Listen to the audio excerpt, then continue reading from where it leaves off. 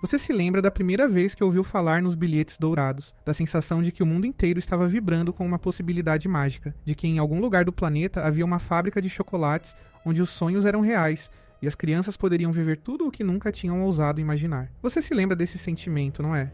Pois eu preciso que você guarde esse sentimento com muito cuidado, porque eu vou destruí-lo agora, palavra por palavra, cena por cena, e quando eu terminar, você nunca mais vai conseguir olhar para uma barra de chocolate sem sentir um calafrio na espinha. Willy Wonka não era um excêntrico, não era um sonhador, não era um gênio da confeitaria com traumas de infância mal resolvidos. Willy Wonka era um predador, um psicopata calculista que passou anos, talvez décadas, construindo uma armadilha perfeita, com paredes de açúcar e chão de biscoito, que cheirava a baunilha e terminava em desaparecimento. E os 5 bilhetes dourados? Aqueles objetos que o mundo inteiro perseguiu com febre, que apareceram em noticiários e encheram os olhos de crianças com esperança. Não eram prêmios, eram convocações. Eram sentenças de um juiz que já havia decidido o veredito antes de qualquer julgamento. Mas vamos devagar.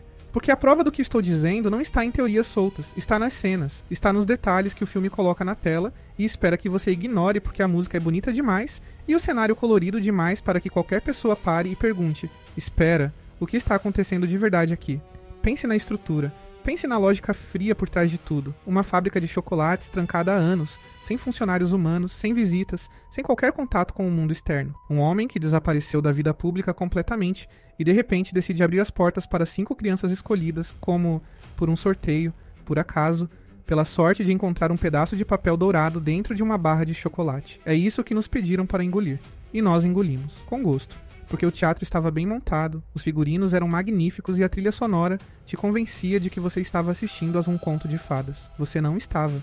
Você estava assistindo aqui a um documentário de caça. Willy Wonka escolheu cada uma dessas crianças. Augustus Gloop, o menino alemão gordo que comia compulsivamente, que já havia aparecido em jornais por devorar chocolates com uma velocidade alarmante, cuja única relação com o mundo era a comida que ele enfiava na boca, como se o ato de mastigar preenchesse algum vazio imenso dentro dele. Violet Beauregarde, a menina americana que mascava chiclete com uma arrogância quase violenta, que competia, que precisava ganhar sempre, que tinha no orgulho sua única identidade. Veruca Salt, a menina britânica cujo pai havia mobilizado centenas de funcionárias de sua fábrica de amendoim para descascar barras de chocolate até encontrar o bilhete, uma criança que nunca havia ouvido a palavra não, que confundia desejo com direito e capricho com necessidade. Mike Teavee, o menino americano viciado em televisão, envolto em revólveres de brinquedo, violento em suas fantasias, impaciente com qualquer coisa que exigisse esforço ou atenção. E Charlie Bucket, o único que Wonka não queria eliminar, o único para quem o labirinto não tinha armadilha,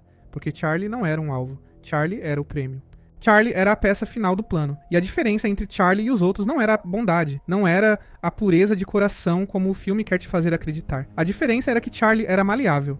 Charlie era pobre o suficiente para ser grato. Charlie era desesperado o suficiente para aceitar qualquer coisa. Charlie era o candidato perfeito para se tornar o próximo Willy Wonka, para assumir o trono de um reino que não era uma fábrica, mas um calabouço. Para se tornar não o herdeiro de um sonho, mas o novo carcereiro de um inferno com cheiro de caramelo. Mas antes de chegarmos ao destino de Charlie, precisamos falar sobre o projeto. Precisamos falar sobre a arquitetura da punição. Porque Willy Wonka não improvisou nada. Cada corredor, cada sala, cada rio, cada máquina, cada botão e cada escada foi calculado com uma precisão cirúrgica que vai além da engenharia e entra no território da psicologia criminal. Wonka estudou suas vítimas. Wonka conhecia os pecados delas, e Wonka construiu um ambiente específico, personalizado e inevitável para fazer com que cada criança fosse destruída pela própria falha que carregava dentro de si. Isso tem um nome na literatura clássica, tem um nome que Dante Alighieri usou séculos atrás quando desceu imaginariamente pelo funil do inferno e encontrou que cada alma era torturada não de forma aleatória, mas de forma poética, de forma espelhada. De forma que o castigo era sempre o reflexo perfeito do pecado, o glutão afogado na lama. O orgulhoso carregando pedras que curvam a espinha, o avarento rolando pesos para sempre. Dante entendeu que o inferno mais cruel não é aquele que pune de forma genérica. O inferno mais cruel é aquele que usa a própria natureza da alma condenada como instrumento de sua destruição. Willy Wonka leu Dante. Tenho certeza disso, porque a fábrica de chocolate não é uma fábrica, é um mapa. Um mapa do inferno desenhado com açúcar e luz e cor, onde cada sala corresponde a um círculo de punição e cada criança foi selecionada porque carregava exatamente o pecado que aquela sala foi projetada para devorar. Vamos começar com Augustus Gloop, o primeiro a cair, o primeiro a desaparecer. E não por acidente. Augustus era gordo, Augustus comia demais.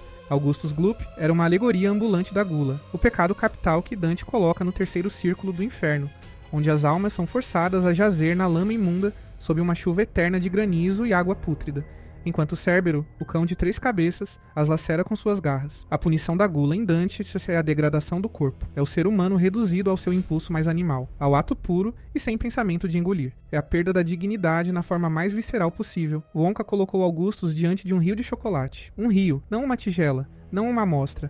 Um rio inteiro de chocolate, quente, fluindo, irresistível para um menino cuja vida inteira havia sido orientada por esse impulso de consumir. E o rio estava lá, acessível, na beirada do caminho, sem proteção, sem barreira, sem qualquer obstáculo real entre Augustus e o líquido que o consumiria. Você acha que isso foi uma falha de segurança?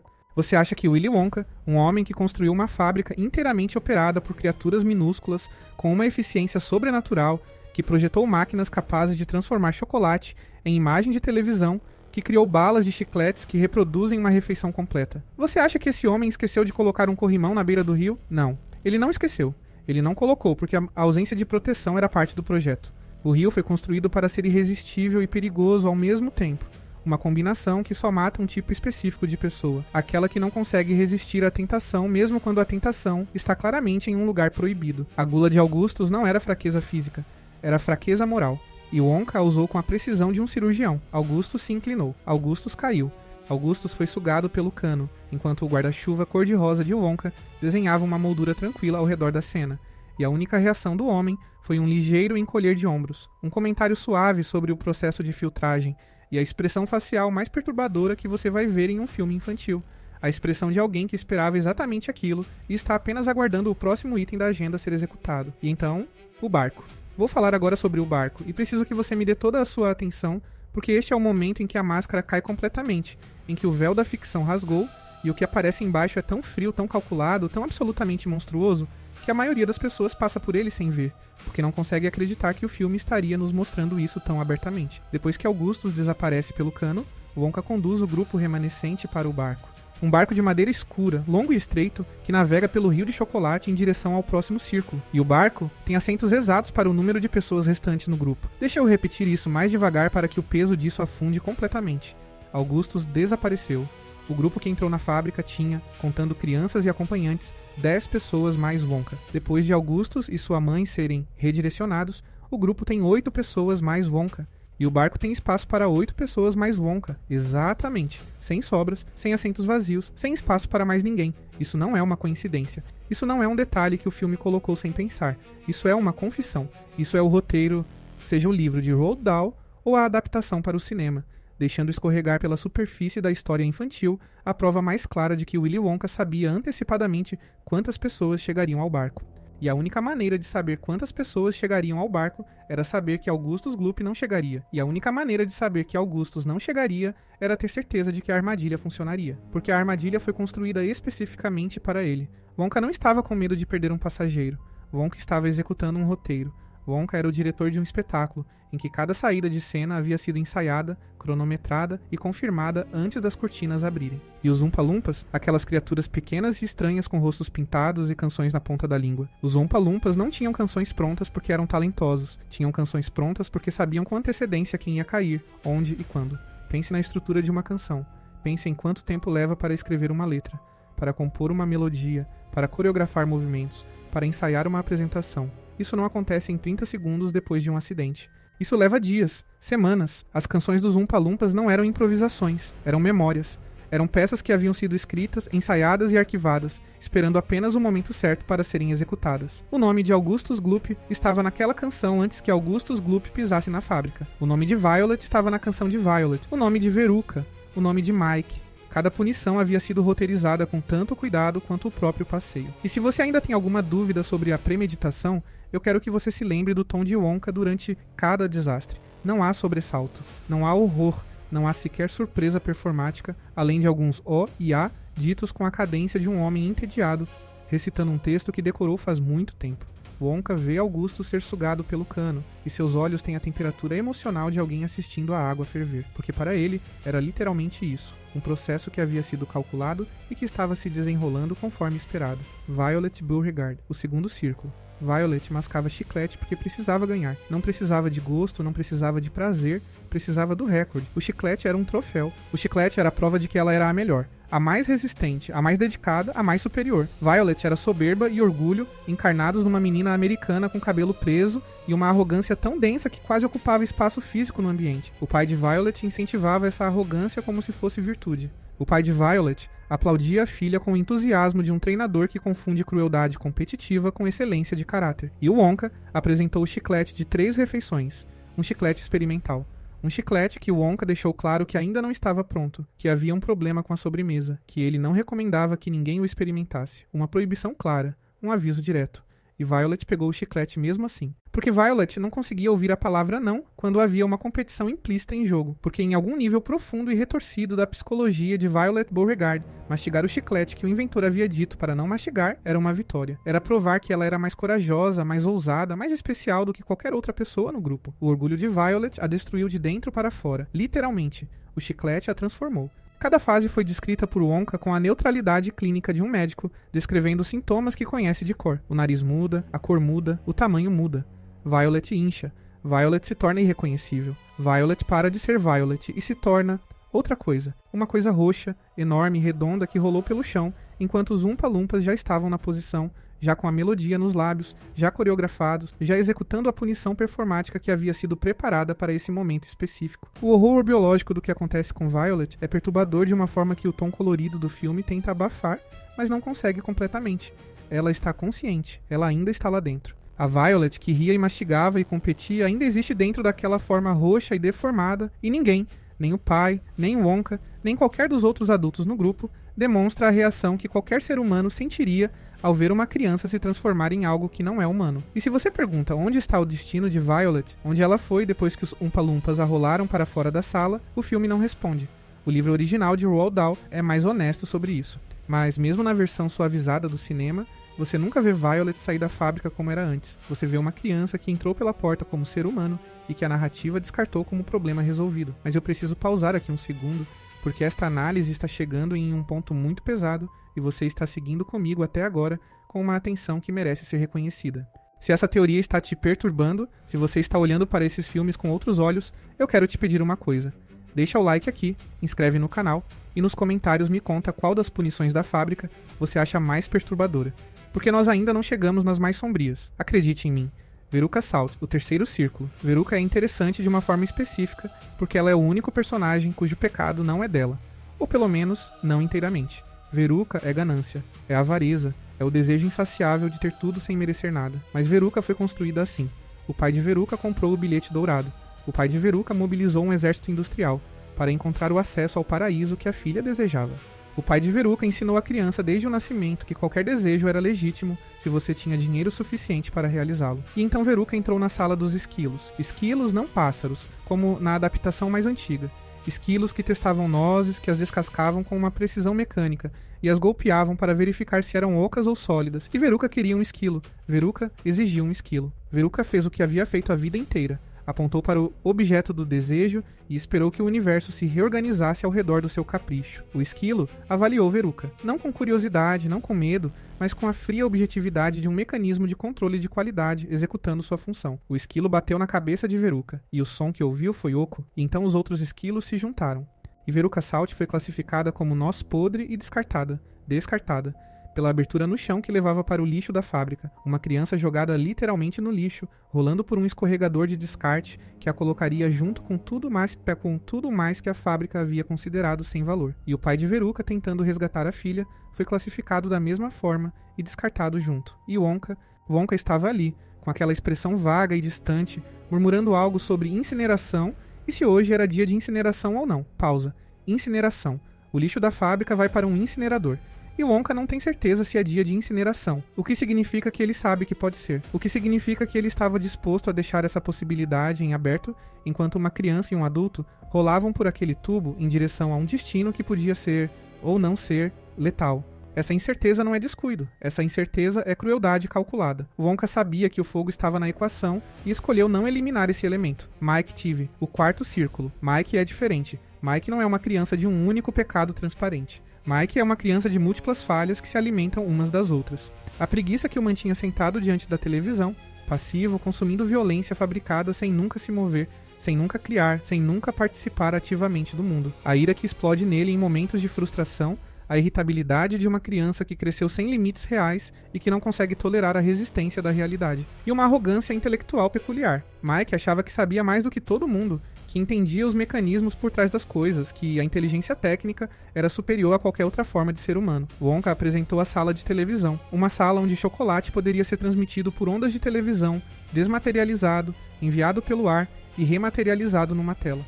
A tecnologia mais sedutora possível para um menino que vivia dentro de uma tela. E Wonka disse com toda a clareza que o processo havia sido testado apenas com chocolates, que pessoas não deveriam ser transmitidas, que havia riscos desconhecidos. Mike não ouviu, Mike calculou. Mike acreditou que sabia o suficiente para contornar os riscos que Wonka havia mencionado. Mike entrou no processo de televisão e chegou do outro lado com menos de 30 centímetros de altura. O horror de Mike Tive não é apenas físico, é existencial. Mike é um menino que desprezava o mundo em torno dele por ser lento demais, burro demais, pequeno demais para ele, e o universo o devolveu, literalmente pequeno. O castigo espelha o pecado com uma ironia tão afiada que dói. O menino que achava que tudo era pequeno demais para merecer sua atenção foi reduzido ao tamanho de um inseto. E a única solução oferecida para o problema envolvia uma máquina de puxar que potencialmente poderia esticá-lo de volta ao tamanho normal, mas que Wonka menciona com a preocupação casual de quem fala de um processo de lavanderia levemente arriscado. Cada punição, cada sala, cada tragédia, todas espelhadas, todas simétricas, todas poéticas na forma mais sombria que o termo pode assumir. Dante, no Canto Quinto do Inferno, descreve os luxuriosos sendo arrastados por ventos eternos sem direção ou repouso. No Canto Sétimo, os avarentos e os esbanjadores rolam pesos em semicírculos opostos condenados a colidir eternamente. No Canto 15, os violentos caminham sob uma chuva de fogo. Cada punição é projetada para que a alma reconheça nela o reflexo do que foi em vida. Não há arbitrariedade no inferno de Dante. Há justiça poética, a simetria moral. Há a ideia de que o pecado não é punido de fora, mas desdobrado de dentro, amplificado até se tornar eterno. Wonka leu Dante. E Wonka construiu não uma fábrica, mas uma alegoria. Um espaço físico onde a natureza moral de cada visitante seria usada como arma contra ela mesma, onde a gula seria afogada no objeto do seu desejo, onde o orgulho seria deformado até se tornar irreconhecível, onde a avareza seria descartada como lixo, onde a preguiça e a ira seriam miniaturizadas até a irrelevância. E aqui precisamos falar sobre os Oompa Loompas com mais seriedade do que o filme nos pede para fazer. Os Oompa Loompas são perturbadores num nível que a maioria das pessoas não para articular. São criaturas de origem obscura, trazidas por Wonka de um lugar que ele descreve vagamente como Loompaland, um lugar de miséria e perigo do qual foram resgatadas em troca de trabalho. Pense na estrutura dessa relação. Criaturas removidas de seu habitat, transplantadas para dentro de uma fábrica fechada, sem contato com o mundo exterior, trabalhando em troca de cacau e proteção. Pense em como isso seria descrito se não houvesse açúcar envolvido. Pense em como chamaríamos isso se as criaturas fossem humanas e o empregador não fosse um personagem de filme infantil. E os Oompa Loompas sabem das punições, não apenas as presenciam, não apenas as descrevem depois. Eles as coreografam. Eles aparecem, já posicionados, já harmonizados, já com a letra memorizada, e executam performances que demandariam semanas de ensaio para qualquer grupo humano. O que isso significa é que os Oompa Loompas tinham conhecimento prévio específico não apenas das punições em geral, mas das punições individuais. Sabiam o nome de Augustus antes de Augustus cair. Sabiam o comportamento de Violet antes de Violet pegar o chiclete. Tinham sido instruídos sobre cada vítima por alguém que sabia o que cada vítima faria. Esse alguém era Wonka, que sabia o que cada criança faria porque havia estudado cada criança o suficiente para prever com precisão cirúrgica o momento, o local e a forma da sua queda. O passeio pela fábrica não era uma excursão, era um script. E cada criança estava seguindo as falas que Wonka havia escrito para ela, sem saber que havia um texto. Mas talvez o elemento mais perturbador de toda a teoria não seja nenhum dos desaparecimentos intermediários. Talvez o elemento mais perturbador seja o final, o que é apresentado como o momento mais feliz do filme. O momento em que Charlie ganha a fábrica. Charlie Bucket sobreviveu ao labirinto. Mas o que isso significa exatamente? Charlie não foi punido porque Charlie não tinha o tipo de pecado que as armadilhas foram projetadas para capturar. Augustus foi capturado pela gula, e Charlie, que era genuinamente pobre e passava fome, nunca havia desenvolvido a relação compulsiva com a comida que definia Augustus. Violet foi capturada pelo orgulho competitivo, e Charlie, que cresceu sem nunca ter recursos para competir por nada, não carregava esse tipo de arrogância. Veruca foi capturada pela avareza de quem sempre teve tudo, e Charlie, que nunca havia tido nada, não sabia sequer como construir esse tipo de relação com o desejo. Mike foi capturado pela passividade violenta, e Charlie, que passava seus dias imaginando chocolates que raramente podia comer, tinha uma vida interior ativa, não entorpecida pela televisão. Charlie não era bom, Charlie era pobre, e a pobreza havia, acidentalmente, por uma ironia cruel, protegido Charlie das formas específicas de corrupção que as armadilhas de Wonka foram projetadas para explorar. Mas a grande questão, a questão que o final feliz tenta enterrar sob música e abraços e a imagem de um elevador de vidro rompendo o teto da fábrica, é: por que Wonka precisava de um sucessor? A resposta oficial é sentimental. Wonka estava sozinho. Wonka queria compartilhar sua magia.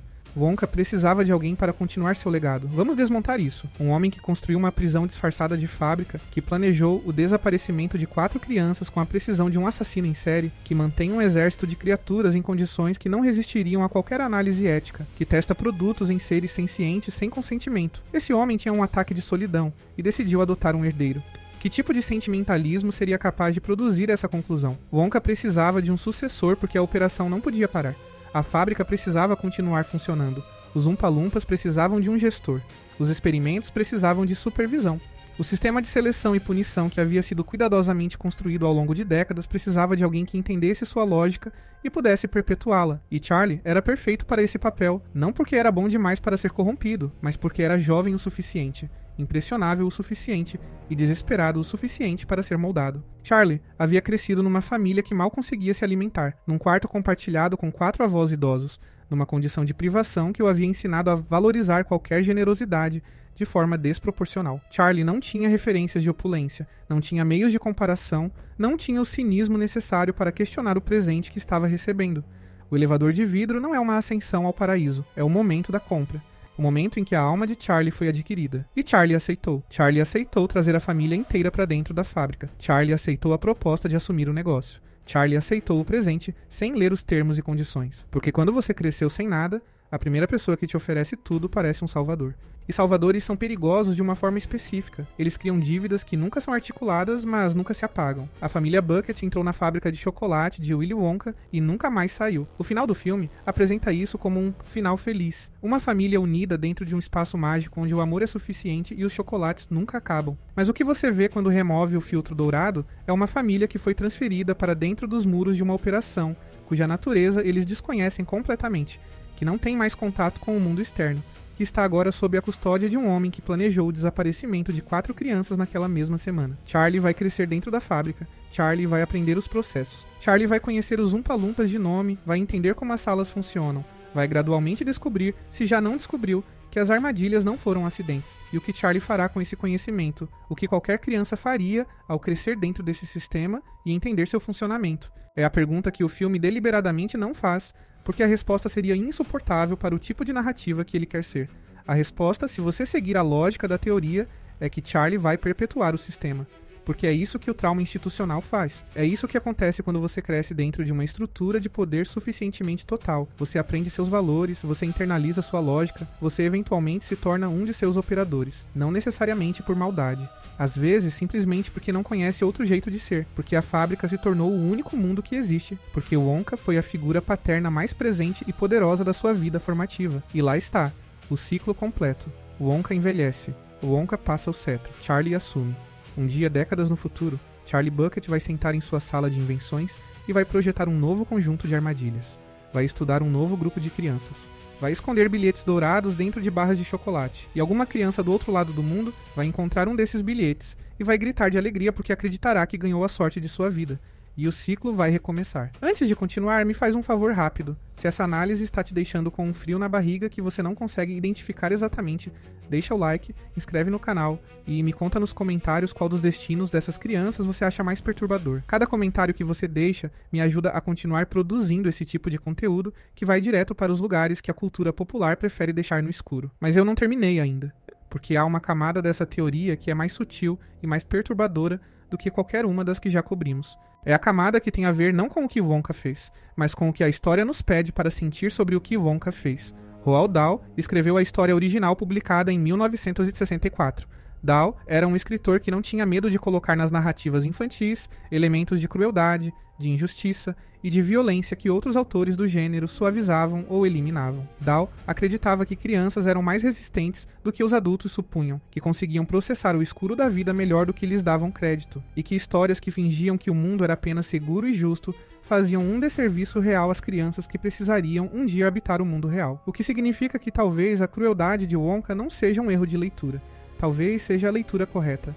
Talvez Dahl tivesse construído intencionalmente um protagonista que era moralmente ambíguo, de uma forma que as adaptações cinematográficas tentaram suavizar, mas não conseguiram completamente eliminar, porque a estrutura da narrativa é muito sólida para ser disfarçada por cenários coloridos e trilhas sonoras alegres. Considere a moralidade da história do ponto de vista de Dahl. As crianças que são punidas pelos pecados que carregam. Augustus pela gula, Violet pelo orgulho, Veruca pela avareza, Mike pela ira e preguiça.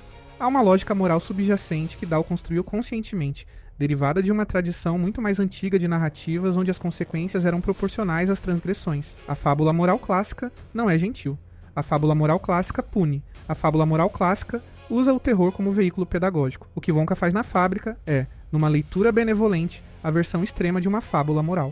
E numa leitura honesta, é o retrato de um sistema de punição que nenhuma criança consentiu em enfrentar, administrado por uma figura de autoridade absoluta que não responde a nenhum sistema externo de controle ou justiça.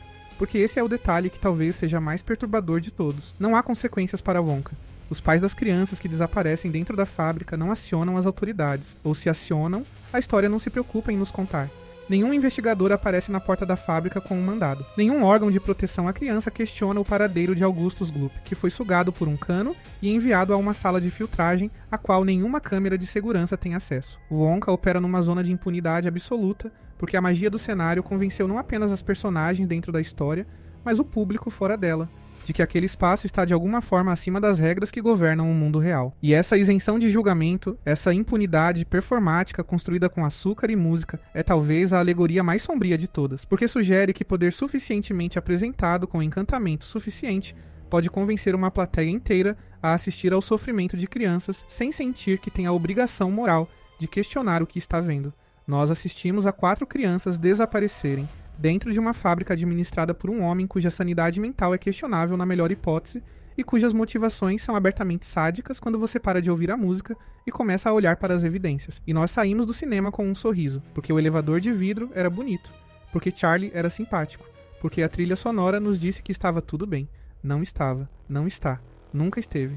Willy Wonka construiu um inferno. Dante Alighieri teria reconhecido a arquitetura imediatamente, a descida gradual pelos círculos, cada um mais profundo e mais específico do que o anterior, cada um projetado para que a punição fosse indistinguível do pecado que a motivou. O rio de chocolate que afoga o glutão, o chiclete que deforma o orgulhoso, o lixo que engole o avarento, a tecnologia que miniaturiza o preguiçoso. Cada armadilha é uma porta que só se abre quando a falha moral específica do visitante aplica pressão suficiente sobre ela. E Wonka havia passado décadas afinando essas portas, ajustando a pressão necessária, garantindo que cada mecanismo respondesse exatamente ao tipo certo de fraqueza. Mas o inferno de Dante tem 9 círculos. A fábrica de Wonka nos mostrou apenas 4 punições. O que está nos outros corredores? O que existe nas salas que o grupo de visitantes nunca chegou a ver?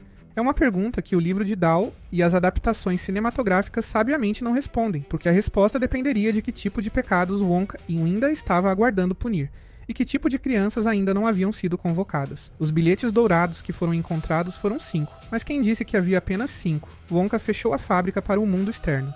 Wonka controlava completamente a produção e a distribuição dos seus chocolates. Wonka poderia ter inserido qualquer número de bilhetes em qualquer número de barras espalhadas por qualquer número de países em qualquer período de tempo. A narrativa oficial diz que foram 5 bilhetes dourados numa competição mundial que durou poucas semanas, mas a narrativa oficial foi escrita por Wonka, ou pelo menos comunicada por ele através dos canais de mídia que ele escolheu utilizar. Quantas visitas aconteceram antes dessa... Quantas crianças ou adultos entraram pela porta da fábrica de Wonka ao longo dos anos e nunca saíram para contar? Quantas famílias receberam cartas de agradecimento pela participação, assinadas por personagens que já não existiam mais da forma que existiam antes de entrar? Esses são os pensamentos que ficam. Esses são os pensamentos que você leva para casa quando a análise termina e o vídeo acaba, e você vai buscar uma barra de chocolate na geladeira e para por um segundo com a embalagem na mão, olhando para ela como se estivesse vendo algo pela primeira vez. A história de Willy Wonka e a fábrica de chocolate não é uma história sobre um confeiteiro excêntrico que decide compartilhar sua magia com o mundo. É uma história sobre um sistema de seleção e punição cuidadosamente disfarçado de generosidade. É uma história sobre como o poder absoluto pode se apresentar como presente e ser aceito como tal por pessoas suficientemente desesperadas ou suficientemente encantadas para não ver o que está embaixo do papel dourado. É uma história sobre como construímos espaços onde certas pessoas estão acima do julgamento, onde certas regras não se aplicam, onde a brutalidade pode ser executada impunemente, desde que seja executada com estilo suficiente e com música suficientemente alegre ao fundo. É uma história que Dante reconheceria. É uma história que os grandes psicólogos criminais reconheceriam. É uma história que qualquer pessoa que já estudou como sistemas de controle total funcionam reconheceria. E é uma história que nos foi apresentada quando éramos jovens demais para reconhecer o que estávamos vendo, embrulhada em fantasia e música, e a promessa de que as crianças boas são recompensadas e as crianças más são punidas, como se o mundo fosse simples assim, como se os mecanismos de punição fossem sempre justos e os critérios de bondade fossem sempre transparentes, e o homem segurando as chaves do reino tivesse sempre as melhores intenções. Willy Wonka tinha as piores, e Charlie Bucket, o menino de olhos grandes e coração puro que sobreviveu ao labirinto, que recebeu as chaves do castelo e voou pelo teto da fábrica num elevador de vidro com o avô rindo ao seu lado. Charlie Bucket não foi salvo. Charlie Bucket foi recrutado. Charlie Bucket é o próximo Willy Wonka. E quando Charlie crescer e compreender completamente o que herdou, a pergunta não será se ele vai perpetuar o sistema. A pergunta será se ele vai aperfeiçoá-lo. Essa é a herança do inferno de Wonka. Não o chocolate, não a magia, não os Umpa-Lumpas cantando. A herança é a continuidade. A certeza de que o sistema vai sobreviver ao seu criador, porque já encontrou um sucessor jovem o suficiente para ser moldado e desesperado o suficiente para aceitar a moldagem sem questionar o custo. Feche os olhos e imagine Augustus Gloop nos canos. Imagine Violet Beauregard rolando pelo chão enquanto os Umpa-Lumpas cantam a melodia ensaiada. Imagine Veruca Salt caindo pelo tubo de lixo enquanto o pai tenta alcançá-la. Imagine Mike Teavee, diminuído, irrelevante, o peso de sua arrogância agora literal e físico. E imagine Charlie Bucket olhando para tudo isso de cima, do elevador de vidro, enquanto Willy Wonka sorri do seu jeito peculiar e assustador e pensa: sim, esse é o certo. Esse vai cuidar disso quando eu não puder mais. O barco tinha um número exato de assentos. Os Umpa-Lumpas já sabiam as músicas. As salas já estavam preparadas. Os canos já tinham a pressão certa. E o bilhete de Charlie já havia sido planejado antes que Charlie soubesse que estava participando de algo. Porque nada do que aconteceu na fábrica de Willy Wonka foi um acidente. Nada.